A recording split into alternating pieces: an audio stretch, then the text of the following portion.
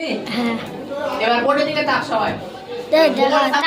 মোগল সাম্রাজ্যের প্রতিষ্ঠাতা কে বললাম আমরা? বাবর। বাবরের পুরো নাম কি? বাবর। তাহলে কোন যুদ্ধের মাধ্যমে মোগল সাম্রাজ্য প্রতিষ্ঠা করেছিল বাবর? পানিপথের প্রথম যুদ্ধ। তাহলে পানিপথের প্রথম যুদ্ধটা কবে হয়েছিল?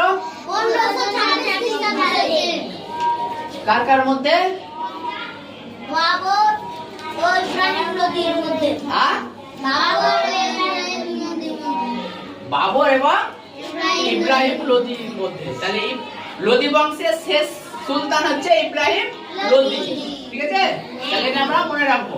তার মানে আমাদের মোগল সাম্রাজ্যের যে শাসকগুলো পরপর ছিল সেগুলো মনে রাখার এটা হচ্ছে কৌশল। কি? বাবার হলো আবারও জ্বর, সারিল ওষুধে।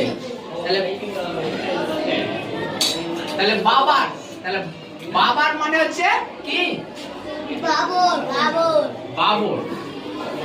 ঠিক আছে, তাহলে বাবর হলো প্রথমে।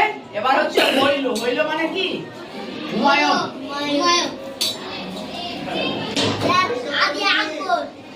হুমায়ুন। ঠিক আছে, তার মানে হচ্ছে বাবর। তাহলে বাবরের ছেলে কিন্তু হুমায়ুন।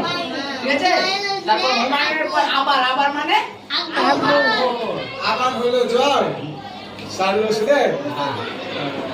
তাহলে আকবর। কিন্তু হুমায়ুনের ছেলে কিন্তু আকবর। ঠিক আছে, যেমন বললাম কি আমার ছেলে তার ছেলে শাসন করছে, তার ছেলে আবার শাসন করছে। ঠিক আছে, কি হলো? তাহলে জাহাঙ্গীর। বলি জরে জাহাঙ্গীর।